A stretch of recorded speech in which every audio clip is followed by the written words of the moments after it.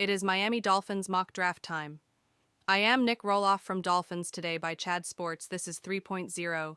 It is the first mock draft we're doing in the NFL offseason, but the third 2025 mock draft, we did two of them in season pre-trade, deadline, post-trade deadline. We're doing all 7 rounds. No trades. I think it's a little too early to project trades in mock drafts. We'll do those type of things as we get closer to the draft in March and April. But right now, no trade, and I think it's fun to do no trades. Why?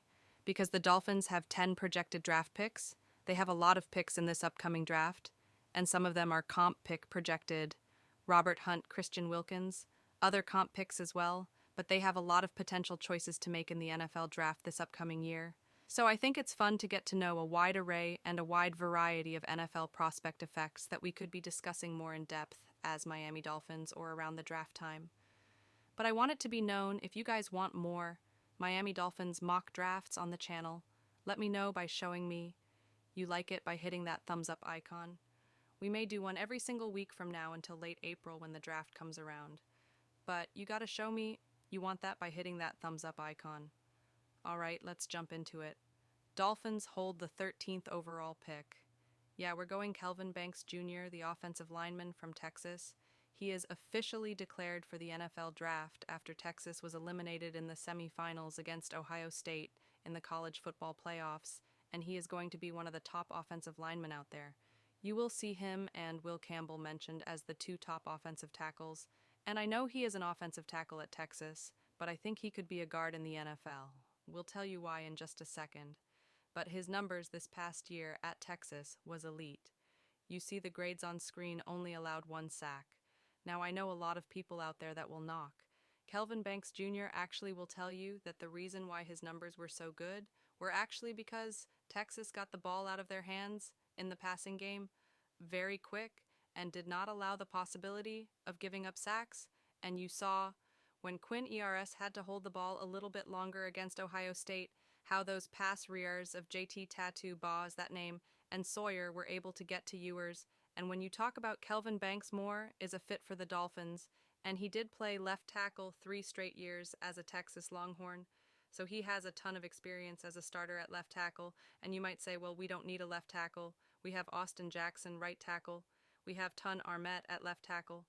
And if he does retire, Patrick Paul will be your left tackle after he was the 2024 second-round pick out of Houston.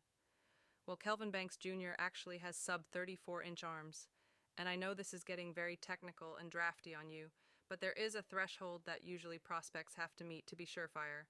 Left tackles, offensive tackles in the NFL, well, the sub 34 AR or inch arms kind of throw up a red flag for Kelvin Banks Jr., and some people also look at his slow feed.